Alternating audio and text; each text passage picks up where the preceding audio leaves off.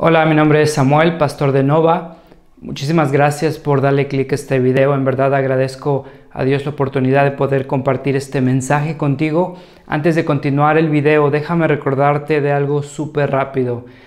Ponemos estos videos para ser de bendición para la iglesia. Nuestra esperanza es ver el evangelio arraigado en Latinoamérica y la gracia incondicional y transformadora de Cristo siendo real de una forma palpable en nuestra sociedad. Te recordamos que este video no sustituye tu compromiso ni tu presencia en tu iglesia local. Creemos que el evangelio forma parte integral de la vida en comunidad y de hecho el evangelio se refleja viviendo en comunidad, y es ahí donde vemos que nos perdonamos unos a otros, nos animamos unos a otros, nos exhortamos unos a otros, nos amamos unos a otros. Entonces ponemos estos videos con la esperanza de seguir anunciando el evangelio, pero también recordándote, invitándote a formar parte de una iglesia. Si no tienes una iglesia local, te recomendamos recursos como Coalición por el Evangelio, Iglered, el directorio de Acts 29. Ahí hay iglesias cristocéntricas con sana doctrina, con predicación expositiva. Te animamos a formar parte de una iglesia, a comprometerte con una iglesia, a ser de bendición para tu liderazgo y para la iglesia local en la ciudad donde estés. Esperamos que esta predicación sea de bendición para tu vida. Anhelamos que el evangelio siga transformando nuestra cultura, nuestro país, Latinoamérica, y te invitamos a seguir orando con nosotros para que el evangelio de Cristo, su gracia, siga transformando nuestros corazones, siga transformando nuestras iglesias, sigamos plantando iglesias y el nombre de Cristo siga siendo atesorado, amado y proclamado. Muchísimas gracias por darnos la oportunidad de compartir este mensaje contigo. Esperamos que te sea de bendición y gloria a Dios. Si hubo ahí un despistado, no nos reunimos aquí, tuvimos ahí una reunión general con otras iglesias. Y entonces esta es una buena oportunidad para llamarte al arrepentimiento. Si no nos sigues ahí en las redes sociales, no cuesta nada y entonces ahí nos mantenemos informados, ¿sale? La semana antepasada vimos que Jesús está limpiando el templo y Jesús se molesta porque ve consumistas religiosos más que adoradores. Y entonces el evangelista nos deja ahí con la pregunta si es que nosotros somos consumistas o somos adoradores. Y entonces era un pensar, un examinar de nuestros corazones cuando venimos a Cristo, cuando nos acercamos a Dios, qué es aquello que nos mueve a acercarnos a Dios. Un mejor trabajo, un mejor matrimonio, la solución de todos mis problemas, porque si es así estás buscando un chalán, no estás buscando un Dios soberano que está dispuesto a quebrantarte para buscar tu arrepentimiento. Y entonces Dios vela más por su santidad que por tu comodidad. Muchas veces nuestra comodidad sinceramente es un poco mediocre. Mi comodidad a veces tal vez son una bolsa de rancheritos y 4 películas seguidas. Pero Dios me llama a más y entonces es Dios moldeándome y entonces es ese adorador que se acerca a un Dios soberano, ¿sale? Entonces eso es lo que vimos la semana pasada. El día de hoy vamos a ver un encuentro épico, un encuentro de titanes. Hace mucho tiempo, cuando yo estaba pequeño, me gustaba imaginar qué hubiera pasado si, por ejemplo, Hugo Sánchez hubiera estado en la misma época que el Chicharito. ¿Quién hubiera sido mejor? O tal vez si Julio César Chávez hubiera estado en la misma época que el Canelo. ¿Quién creen que hubiera sido mejor? O si Michael Jordan hubiera estado ahí en la misma época que Kobe Bryant o LeBron. ¿Quién creen que hubiera sido mejor? O si el América hubiera estado en la Liga Española con el Barça y el Real Madrid, ¿quién creen que hubiera sido mejor? Y es este tipo de encuentros donde personajes con peso, personajes con bastante que decir, bastante que enseñar se encuentran. Y es uno de esos encuentros que podría decirte son únicos, son épicos. Y es el encuentro de Jesús con el maestro Nicodemo. Y fíjate en el versículo 1 ahí cómo empieza a describir el evangelista. Versículo 1. Había entre los fariseos un dirigente de los judíos llamado Nicodemo. La Reina Valera 60 lo explica como un principal de los judíos. La Reina Valera contemporánea lo dice, muy importante entre los judíos.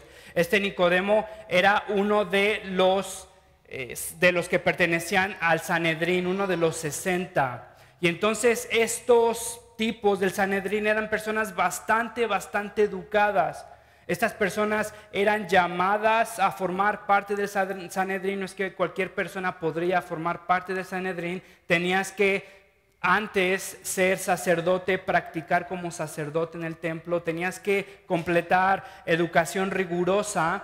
Y entonces estos 60 eran los que velaban por el bienestar teológico, por el bienestar religioso de Israel. Entre estos del Sanedrín, entre los 60, imagínate como personas muy inteligentes, muy importantes, muy preparadas. Dentro de este Sanedrín había dos denominaciones, dos partidos. Había los fariseos y los saduceos. Ahí en el Nuevo Testamento hay menciones de los saduceos, de los fariseos. Para que no te pierdas, no es difícil. Haz de cuenta que son como partidos políticos o son como denominaciones dentro del cristianismo. Entonces los fariseos eran los conservadores, los fariseos eran los que trataban de apegarse a la ley, los fariseos eran los que no estaban dispuestos a negociar la veracidad del Antiguo Testamento. Los saduceos eran los más liberales, los más intelectualmente sensibles, los que estaban dispuestos a comprometer su religión con tal de pertenecer a la crema innata de la cultura griega. Entonces los saduceos estaban cómodos con que los romanos estuvieran ahí imponiendo su cultura, sus dioses. Los fariseos se apartaban porque entendían que eso era un atentado a su religión. Nicodemo era de los fariseos. Los fariseos estaban tan celosos por procurar la santidad del pueblo, que entonces habían hecho una descripción de lo que ellos pensaban Dios quería decir en los 10 mandamientos. Un ejemplo, en uno de los mandamientos Dios dice, guardarás el día de reposo porque el día de reposo es santo. Entonces los fariseos estaban tan preocupados con que la gente no ofendiera a Dios, estaban tan preocupados con que ellos no quieren ofender a Dios, que hicieron una descripción en el Misrad. Y entonces ahí en ese librito describían lo que Dios quería decir con mantén el día de reposo santo. Por ejemplo, si había una mujer, ahí en el pueblo judío había muchas, pero las mujeres tenían prohibidísimo verse al espejo en el día del reposo. Y entonces tú preguntarás, bueno, ¿pero por qué? Y ahí estaba la explicación. Porque la mujer si se ve una cana, está tentada a quitársela, y si se la quitaba, eso es considerado como trabajo. Estaban tan angustiados por tratar de no ofender a Dios.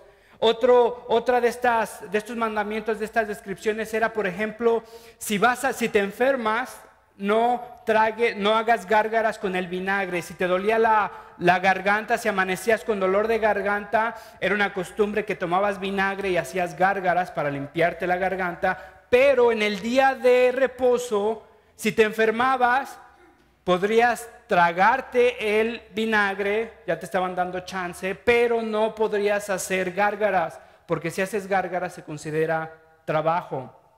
Tenía ciertos números prescriptos de pasos que dar en el día de reposo. Solo podías ir al baño, solo podías ir a lo que es explícitamente, indudablemente necesario. Un paso más y estabas violentando la ley.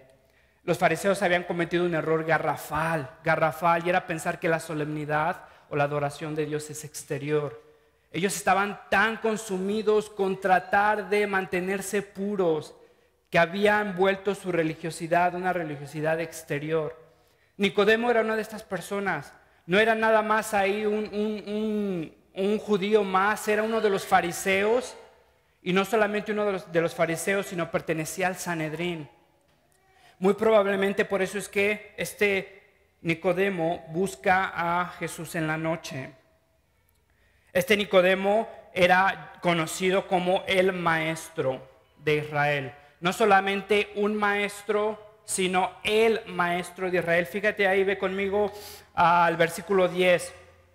Al versículo 10 de ese pasaje, Jesús lo llama el Maestro. Tú que eres el Maestro de Israel. Interesante que como está escrito ahí, la preposición, el artículo definitivo hace un énfasis de el Maestro de Israel. Tú eres el Maestro de Israel. Entonces, él era conocido. Su fama lo precedía, tenía su cuenta de Twitter ahí creciendo, su plataforma se estaba expandiendo, sus libros se estaban vendiendo. Todos preguntaban por Nicodemo, todos sabían quién era Nicodemo. Y este Nicodemo llega, busca a Jesús, él enseñaba a maestros y ahora se encuentra con Jesús. Entonces tal vez por eso lo busca en la noche. Nicodemo es un incrédulo a pesar de su disciplina. Y eso es lo que vamos a ir viendo aquí, que a pesar de su disciplina, a pesar de su conocimiento, a pesar de su religiosidad, Nicodemo tenía un corazón no regenerado, tenía un corazón no transformado por la gracia de Dios. Entonces vamos a ver ahí que cuando Dios llama al regenerado, el regenerado responde. Cuando Dios llama al discípulo, el discípulo responde. Vamos a ver qué significa, pero algo interesante, fíjate que en esta conversación hay 3 preguntas, hay solo 3 preguntas, todas las preguntas Jesús las responde con de verdad te digo, literalmente amén, amén, te lo digo. Es una expresión para decirte te lo recontrajuro, te lo aseguro, como decíamos por mi mamacita. Es una expresión para decirte lo que te voy a decir, puedes apostar tu vida en esto. Entonces fíjate, Nicodemo hace 3 preguntas, Jesús las responde todas con amén, amén, te digo, te lo aseguro. Fíjate que en las 3 preguntas Nicodemo se va apagando. Nicodemo va hablando menos y menos y menos, entonces Jesús va hablando más y más y más. El maestro termina siendo enseñado. Fíjate lo que pasa ahí. En el versículo 2, en la primera interacción ahí de Nicodemo hay 24 palabras. En el versículo 4 hay 18 palabras. En el versículo 9 hay 4 palabras. En el versículo 10 hay 0 palabras. Nicodemo llega a un silencio total. Nicodemo llega con una seguridad diciendo, nosotros sabemos. Y Jesús dice, te lo aseguro. En otras palabras, vienes Nicodemo, pero estás bien chavo, no sabes nada.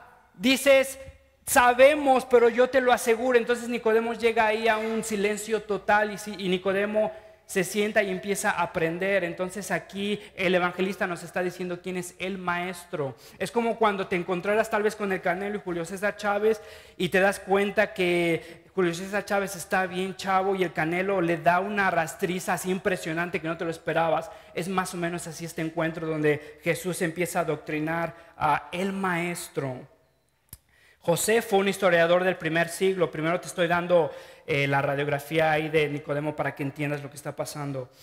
José fue un historiador del primer siglo, ahí del tiempo de Jesús, de Pablo. Nos cuenta que hay un Nicodemo en esta época. Y entonces este Nicodemo es muy famoso, es una persona muy religiosa, uno de los principales de los judíos piensan que es este Nicodemo y es conocido por su filantropía, por su generosidad, por su amor al pueblo. Era una persona intelectual, era una persona con recursos, era una persona con una sensibilidad. Y entonces, ¿para qué te digo todo esto? Para que te des cuenta que Jesús no hace acepción de personas, que Jesús llega y mide a Nicodemo no por cómo se vestía, por lo que sabía, por el título que tenía, sino llega y mide a Nicodemo, le ve el corazón y entonces habla con Nicodemo en base a lo que ve en su corazón. Muchas veces nos confundimos con comportamiento exterior, ¿no es cierto? Incluso si somos sinceros, llegamos al cristianismo o a la iglesia para que se componga todo ese comportamiento exterior, tal vez de tus hijos. Y quieres que tus hijos lleguen a Cristo para que dejen de estar molestando o para que dejen de estarse metiendo en problemas.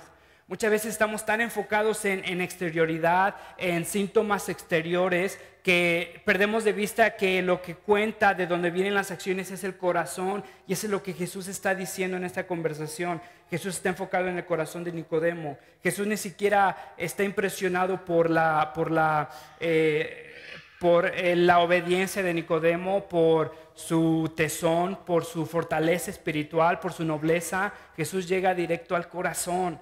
Y entonces el cristiano haría bien en meditar en lo que o en la situación de nuestro corazón, y eso es lo que vamos a ir viendo en este pasaje. Nos confundimos tanto con la religiosidad exterior, con el comportamiento exterior, que llegamos incluso a tomar malas decisiones.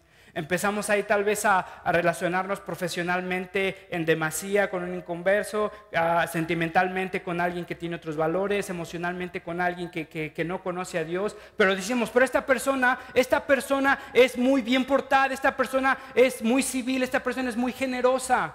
Y mira, esta persona es mejor comportada que muchos cristianos que conozco. Últimamente eso no es lo que importa. Jesús está hablando del corazón. ¿Cuál es el estado del corazón? Si me dices que hay cristianos que se comportan peor que una persona que no conoce a Dios, entonces vamos a preguntarnos si este cristiano en verdad es cristiano. Pero no es un argumento para decir entonces que bueno, lo importante es que sean buenas personas, que sean generosos, que sean decentes. Y últimamente, bueno, si hay buenas personas así, Dios los debe de aceptar, los debe de perdonar. Fíjate que Jesús llega y le responde a Nicodemo bastante interesante. Llega Nicodemo y le dice, ¿tú quién eres? Y en el versículo 3 Jesús le responde, de veras te aseguro que quien no nazca de nuevo no puede ver el reino de Dios. ¿No te parece interesante esta respuesta? Oye, ¿tú quién eres? He escuchado que estás haciendo varias cosas. Por cierto, en los versículos anteriores el evangelista está diciendo que Jesús no se confiaba porque había personas que solo los buscaban por sus milagros. Y después en esos versículos empieza a presentarnos a Nicodemo. Nicodemo llega preguntando por los milagros a Jesús. Entonces el evangelista te está poniendo de pechito que Nicodemo era una de esas personas con las cuales Jesús no confiaba su testimonio. Pero llega Nicodemo y le dice, oye, ¿tú quién eres? Hemos visto que estás haciendo milagros y están padrísimos, ¿cómo los haces? Y entonces Jesús responde, de veras te aseguro que quien no nazca de nuevo no puede ver el reino de Dios. ¿No te parece rara la respuesta? ¿Qué me estás diciendo, Jesús? Yo solo quiero ver cómo haces esto, cómo hiciste esto. Jesús regresa de las bodas de Canaán y hay gente, seguidores que lo están siguiendo. Llega Nicodemo, hemos escuchado de ti. Y Jesús llega y le dice, de veras te aseguro que quien no nazca de nuevo no puede ver el reino de Dios. Jesús responde a la necesidad del corazón. Nicodemo ni siquiera sabía lo que necesitaba escuchar y Jesús ya le estaba diciendo lo que necesitaba escuchar. ¿Te acuerdas con la mujer samaritana?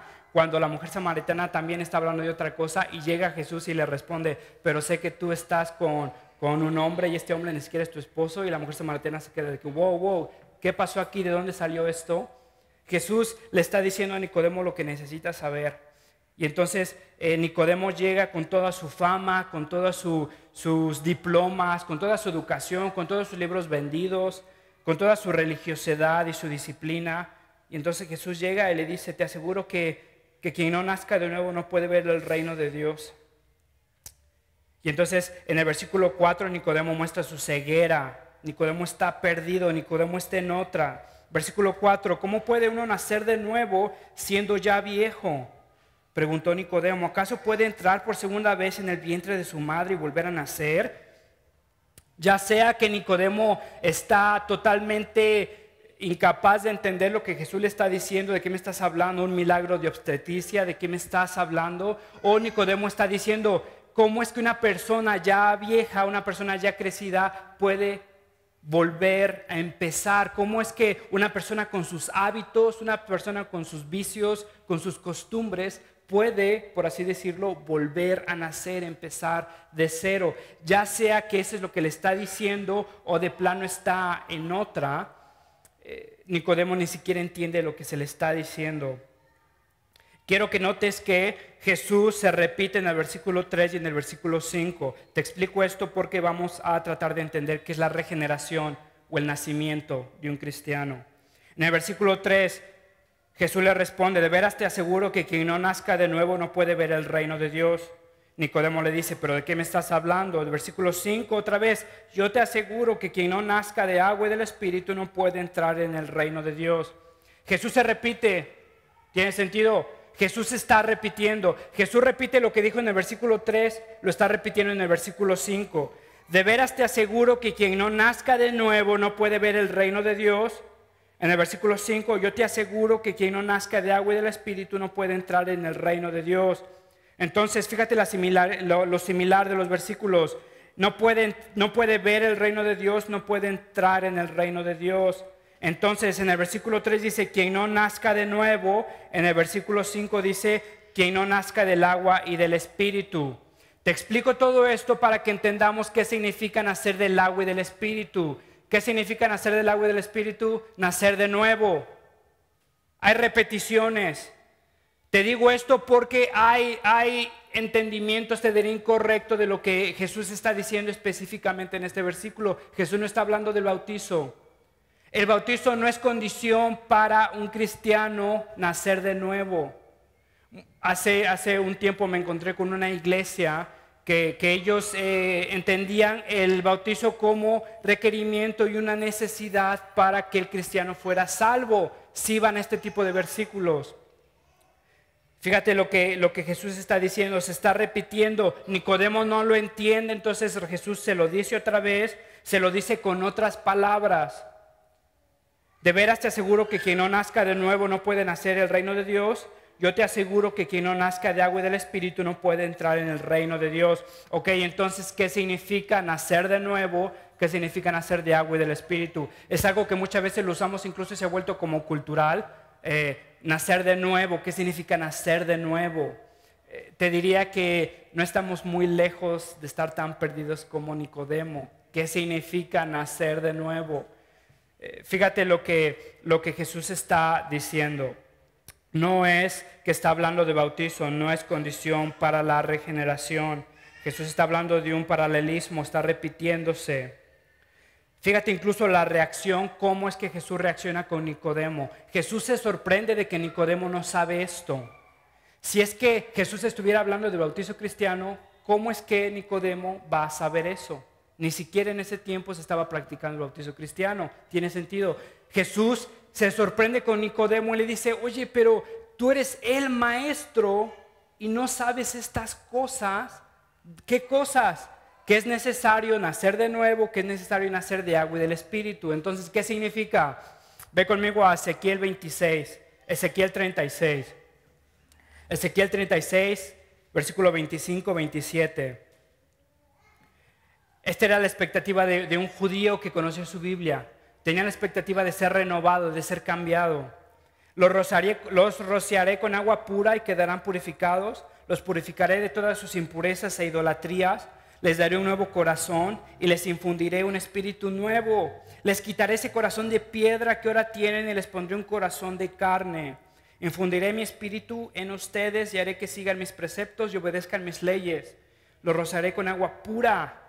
¿Te das cuenta? Esa era la promesa que un judío tenía, que Dios venía a renovarlos, a restaurarlos. Fíjate Jeremías 31:31. Vienen días, afirma el Señor, en que haré un nuevo pacto con el pueblo de Israel y con la tribu de Judá. Si lees Romanos 8, te das cuenta que la iglesia está incluida. Romanos 8, ya después si tienes tiempo, ¿va? No hacer un pacto como el que hice con sus antepasados, el día en que los tomé de la mano y los saqué de Egipto, ya que ellos lo quebrantaron a pesar de que yo era su esposo, afirma el Señor. Versículo 33, este es el pacto que después de aquel tiempo haré con el pueblo de Israel, afirma el Señor, pondré mi ley sobre su mente y la escribiré en su corazón, yo seré su Dios y ellos serán mi pueblo. Ya no tendrá nadie que enseñar a su prójimo, ni dirá nadie su hermano conoce al Señor, porque todos desde el más pequeño hasta el más grande me conocerán. Entonces esa era la esperanza de un creyente. Eso era lo que Nicodemo como el maestro debería de saber. Y entonces llega con toda su disciplina, su religiosidad, su fama, su popularidad, su tesón, lo que tú quieras, llega con Jesús y le pregunta, oye, pero ¿tú quién eres? Porque nosotros sabemos. Jesús le dice, te aseguro que no sabes nada, porque es necesario nacer de nuevo. Nicodemo le responde, pero ¿de qué estás hablando? ¿Cómo es posible que tú, el maestro, no sepas estas cosas? Entonces Jesús le está diciendo que el evangelio, la promesa de la renovación, la promesa de ser restaurado, de ser regenerado, no son tips. El evangelio no son tips que se le da a la gente para convertirse en mejor persona. El evangelio no son consejos que se le da a la iglesia para mejorar su matrimonio. El evangelio no son consejos para mejorar tu vida financiera. El evangelio es el anunciamiento. Es la declaración que se le da a un pueblo que está muerto de levantarse, cobrar vida y seguir a Dios. Muy interesante que Ezequiel 36, el que leímos, está junto de Ezequiel 37. Ezequiel 37 que leímos está junto de Ezequiel 36. ¿Sabes de qué habla Ezequiel 36? Cuando Ezequiel ve la profecía que Dios le está hablando a huesos muertos y secos, y entonces llega y le dice a estos huesos, levántense, cobren vida. La Biblia es muy clara. Si lees Ezequiel 36, no se le dice a los huesos, tomen fuerzas por ustedes, agarren músculos y péguenselos. Si lees Efesios 2, no se les dice a los muertos, cobren vida por ustedes mismos. Si lees incluso Jeremías 31, no se le dice al pueblo de Dios, ábrense su pecho y pónganse las leyes en su corazón, ábranse su mente y pónganse las leyes en su mente. ¿Te das cuenta? Le está hablando de la descripción de lo que pasa a aquellas personas que están en un estado en el cual es imposible reaccionar. Son huesos secos, son muertos, son personas que su corazón está endurecido. No se les dice, agarra tu corazón que está endurecido, que está hecho piedra, y entonces mételo en cloro con jabón y espérate que se ablande. Está hablando de una declaración de que ese Dios es el que está haciendo esas cosas. El evangelio entonces no son lista de requisitos, no son tips, no son consejos. Es el anunciamiento de lo que Dios ha hecho en su pueblo, por su pueblo, a pesar de su pueblo. Ese es el evangelio. Le está diciendo a Nicodemo, Nicodemo, toda tu obediencia, toda tu religiosidad últimamente no sirve para nada. Puedes ser muy religioso, puedes ser muy disciplinado, pero estás totalmente perdido porque tu corazón no ha sido regenerado. Y creo que aquí fallamos muchísimos de nosotros porque pensamos que el cristianismo es tener tesón, tener disciplina, tener fortaleza y odiar mi vida como cristiano. Pero ponte a pensar en esto, en la imposibilidad de seguir a Cristo día a día. Te levantas y entonces desde que te levantas es un llamado a morir a ti mismo, a tus planes, a tus ideales y servir a los demás. Es someterte a la voluntad de Dios en lo que tú crees que muchas veces no es lo correcto. Es confiar que Dios te proveerá a pesar de tus dudas, de tus necesidades. Es servirle a tu esposa en vez de que tú busques que ella te sirva. Es incluso pedirle a tu hijo perdón ya después de que la regaste enfrente de tu hijo. Ese es el llamado a ser cristiano. Es imposible, pero muchas veces nosotros vemos fracaso tras fracaso tras fracaso en nuestra vida cristiana, o incluso sinceramente la odiamos. Te diría porque nuestro corazón no ha sido regenerado, porque nuestro corazón no ha sido renovado, porque Dios no nos ha dado nuevos gustos, nuevas afecciones, nuevos gozos. Y entonces para mí es más sufrir, someterme a mi esposa, que buscar el gozo en ver a mi esposa crecer al conocimiento de Cristo, crecer yo como discípulo de Cristo. Lo que le está diciendo Jesús a Nicodemo es que mira, toda tu disciplina, todo tu esfuerzo, toda tu religiosidad no sirve absolutamente para nada. Necesitas nacer de nuevo. Fíjate lo que Calvino dice. Cuando Jesús dice nacer de nuevo, no es el enmendar una parte de nosotros, sino el renovar nuestra naturaleza totalmente. Jesús nos dice que no hay nada en nosotros que no esté defectuoso. Nicodemo no necesita más información, Nicodemo no necesita comprarse una Biblia nueva, Nicodemo no necesita empezar otro devocional, Nicodemo no necesita tener la decisión de levantarse a las 6 de la mañana para leer su Biblia. Últimamente eso, por bueno que sea, es totalmente incapaz de renovar tu corazón. Entonces, Nicodemo está dándose cuenta que ni siquiera está entendiendo lo que Jesús le está diciendo. El cristianismo no es incluir a Jesús en tus planes. El cristianismo es dejar que Jesús te renueve tu corazón, quebrante tu corazón, te restaure tu corazón, que te dé nuevas afecciones, que te dé nuevos gozos, que te dé nuevos gustos. Fíjate, entonces Nicodemo pregunta, ¿cómo puede uno nacer de nuevo?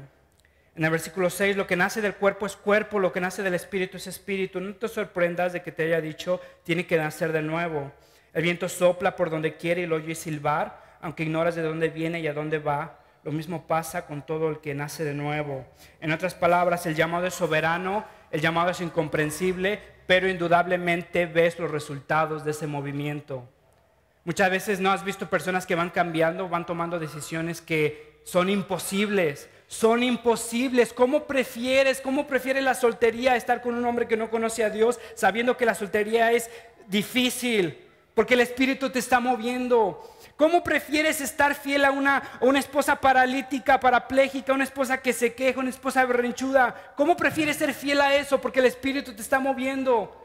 ¿Cómo puedes ser fiel a ese hombre panzón, enojón, borracho? ¿Cómo puedes ser fiel a esa persona? Porque el Espíritu te está moviendo. Es indudable que el Espíritu va dando frutos. Es indudable, no lo puedes explicar desde afuera. Parece imposible, pero el Espíritu va dando frutos. ¿Cómo pudiste haber dejado esa adicción a la pornografía? Porque el Espíritu va dando frutos.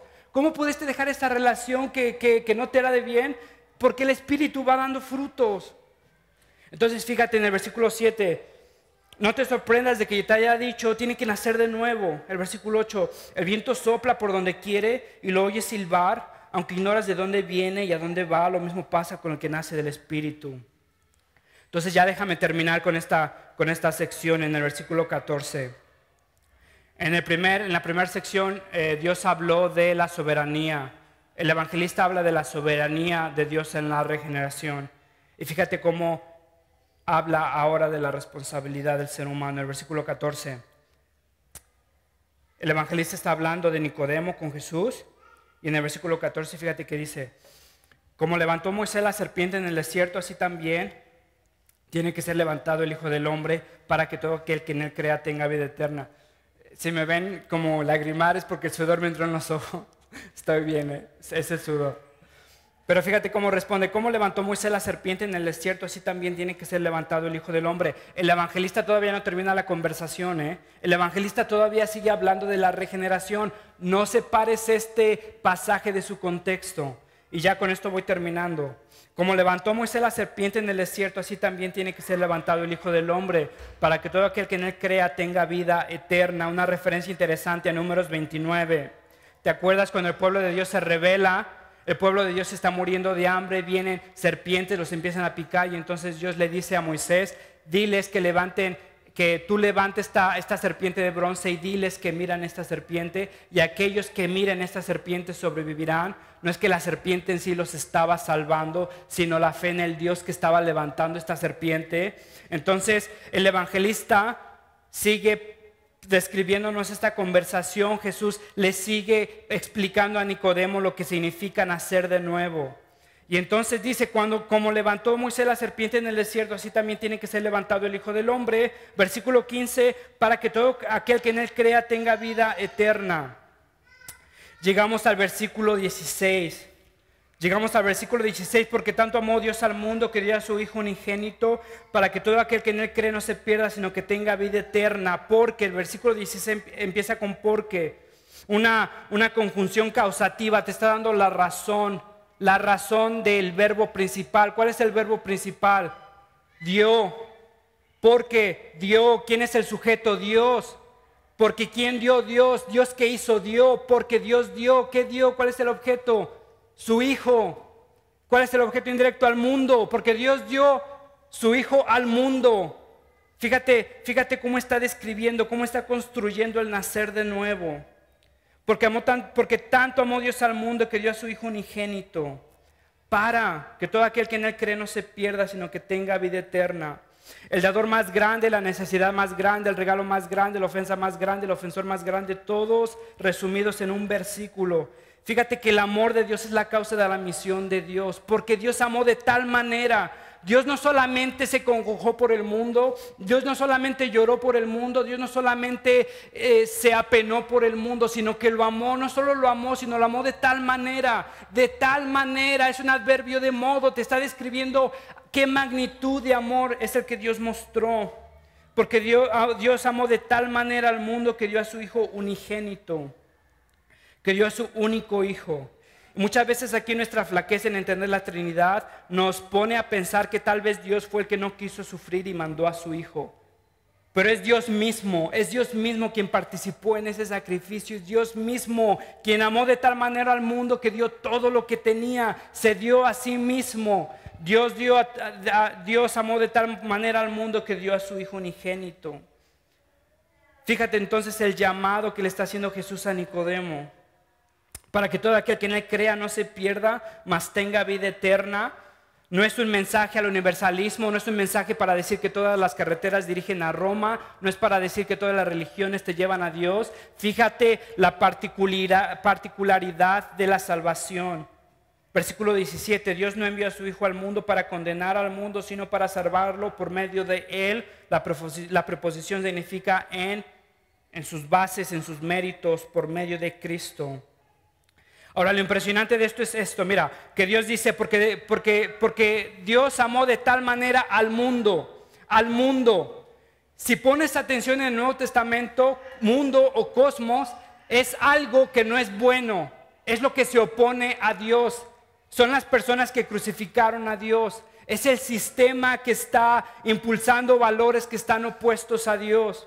Primera de Juan 2, 15, 17, no amen al mundo ni nada de lo que hay en él. Si alguien ama al mundo, no tiene el amor del Padre. Pero Dios es aquel Dios que está amando al mundo, aquellas personas que se oponen a Dios.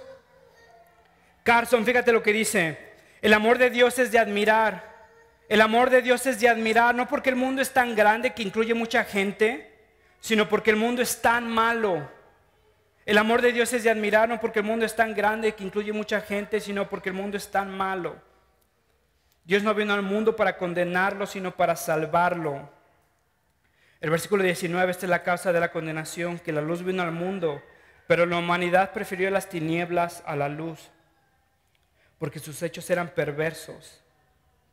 ¿Es justo que Dios condene? Esta es la causa de la condenación, que la luz vino al mundo, pero la humanidad prefirió las tinieblas a la luz, porque sus hechos eran perversos. Pues todo lo que hace lo malo aborrece la luz y no se acerca a ella por temor a que sus obras queden al descubierto. Y este es el llamado de la regeneración. Versículo 21, en cambio, el que practica la verdad se acerca a la luz, para que se vea claramente que ha hecho sus obras en obediencia a Dios. Con eso termino. La Reina Valera contemporánea, Dios se habla hoy, Biblia de las Américas. Fíjate cómo traducen este versículo. En cambio, el que practica la verdad se acerca a la luz para que se vea claramente que ha hecho sus obras en Dios. La Nueva Versión Internacional, no sé por qué, lo traduce en obediencia a Dios. Pero lo que quiere decir es que sus obras son hechas en Dios, por medio de Dios. Esa es la regeneración. Aquellas personas que vienen a la luz, aquellas personas que no rechazan la luz, aquellas personas que se acercan a la luz porque sus obras son hechas en Dios. O sea, ese acercarse a la luz es causado por Dios. Y entonces el regenerado escucha, Dios llama y el regenerado, el discípulo, va. Dios llama y el creyente obedece. Dios llama y el creyente cree. Y el día de hoy, si ves aquí unos ramos, iba a empezar con eso, pero se me olvidó, pero ya con esto termino. Ahora sí, con esto termino. Históricamente empieza la Semana Santa, ¿cierto? Y entonces se celebra el Domingo de Ramos. Ahora déjame decirte algo. Celebrar la Semana Santa es históricamente primero cristiano que católico. Te digo esto porque muchas personas al ver celebraciones de la Semana Santa o cristianos que celebran la Semana Santa, empiezan a tener ahí problemas, no sé si de conciencia o de ignorancia histórica o bíblica, y empiezan ahí a confundir, bueno, pero no somos católicos. La Semana Santa se celebra históricamente desde el principio de la iglesia, antes de que fuera católico, de que celebrara como la iglesia católica. Ahora, celebramos el Domingo de Ramos y reconocemos en el Domingo de Ramos especialmente celebramos la soberanía de Dios, la soberanía de Jesús. Y entonces recordamos cuando Jesús llega y es recibido como rey, ¿te acuerdas? Hosana en las alturas. Hosana significa sálvanos. En el Domingo de Ramos recordamos la soberanía de Dios. Y esta vez, este domingo, estamos recordando la soberanía de Dios incluso en la salvación. El pueblo de Dios llega y dice, Hosana, sálvanos Dios. Y es ese Dios que que se digna a salvar. Recordamos el Domingo de Ramos, recordamos que Dios es soberano, recordamos que su llamamiento es soberano, que su llamamiento es misericordioso. Y antes de participar en la Cena del Señor, Juan 12, 14 y 16, Jesús encontró un burrito, está hablando de la entrada triunfal, y se montó en él, como dice la Escritura: no temas, hija de Sión, mira que viene aquí tu rey. Le dice a su pueblo: no temas, viene aquí tu rey, montado sobre un burrito. Al principio sus discípulos no entendieron lo que sucedía, solo después de que Jesús fue glorificado, se dieron cuenta de que se había cumplido en él lo que de él ya estaba escrito. Que vino a salvarnos, que vino a restaurarnos, que vino a cambiarnos nuestro corazón. El discípulo escucha, el discípulo responde, Dios llama y el regenerado responde.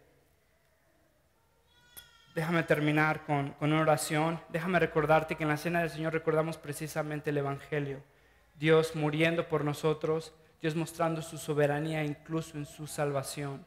Si te hemos explicado la Cena del Señor, si has caminado con nosotros en el proceso de membresía, te invitamos a participar y tomar un momento de meditación, de reflexión. Preguntarte si es que el Espíritu me está moviendo misteriosamente, pero me está moviendo. Si es que mi corazón refleja afecciones nuevas, deseos nuevos, gozos nuevos. Si es que estoy regenerado, si es que mi corazón es nuevo. O si como Nicodemo pienso que mi disciplina, que mi obediencia, que mi religiosidad exterior me aprueban delante de Dios. Entonces recordamos, Padre, en la Cena del Señor que tú has dado la vida de Cristo por nosotros. Señor, que tú lo has dado por nosotros, que tú eres un Dios soberano, mi Dios, que tú te has dignado rescatar lo que no merecía ser rescatado. Y mi Dios, te damos gracias por tu amor, por tu gracia. Y Padre, que tú seas con tu iglesia, mi Dios, que tu soberanía, que tu reinado nos siga moviendo a dar frutos, a creer aún más en ti, mi Dios, a reconocer que nosotros no podemos ni queremos tener el control de nuestras vidas, que eres tú, mi Dios. Danos fe para dejar todo tu control, danos la sabiduría para reflexionar y ver, Señor, si hemos sido regenerados o estamos siendo engañados, mi Dios. Te ruego que tú seas con nosotros, Padre. Te ruego esto en Cristo Jesús. Amén.